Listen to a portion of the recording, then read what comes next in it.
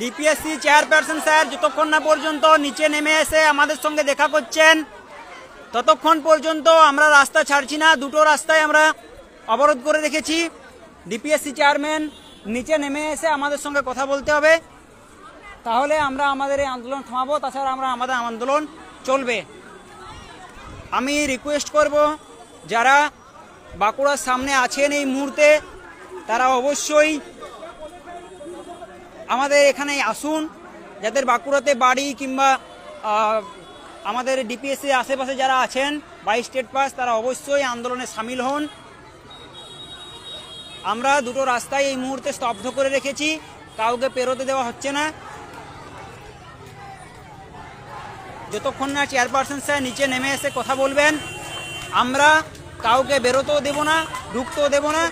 তাই দয়া করে যারা ডিপিএসসির সামনে আছেন কিংবা আমাদের বাঁকুড়াতে আছেন শহরের মধ্যে তারা অবশ্যই আসুন, বা যারা বাঁকুড়ার কাছাকাছি বাড়ি 5-7 কিলোমিটারের মধ্যে তারাও আসুন। আমাদের আন্দোলন চলছে, চলবে। আমাদের আজকে যথেষ্ট জমায়েত হয়েছে এবং পুলিশ প্রশাসন আমাদের সাহায্য করছে অবশ্যই।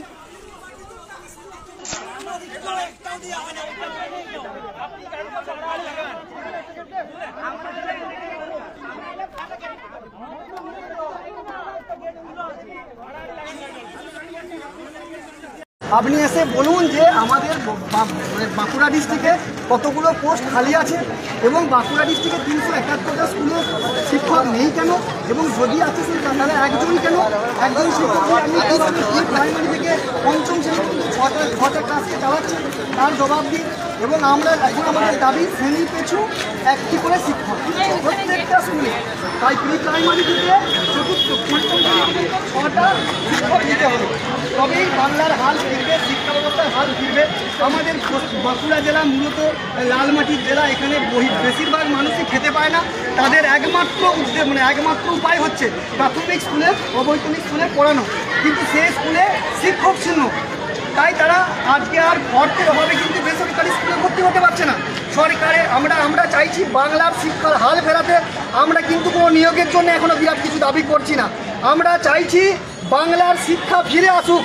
মমতা ব্যানার্জি বলছেন যে বাংলা বাঁচাও, বাংলা বাঁচান, বাংলা ভাষা বাঁচান, ঠিক আছে, নো প্রবলেম, কোনো সমস্যা নেই দিদি। আপনি বাংলার স্কুলগুলোকে বাঁচান, যে স্কুলগুলো শিক্ষকের অভাবে ধুঁকছে। আমাদের মধ্যে অনেক 22 স্টেট পরীক্ষার্থী আছে যাদের বয়স প্রায় শেষে।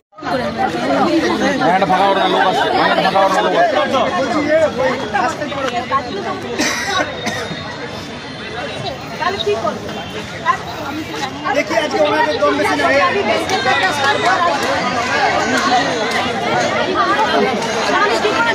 বেশি না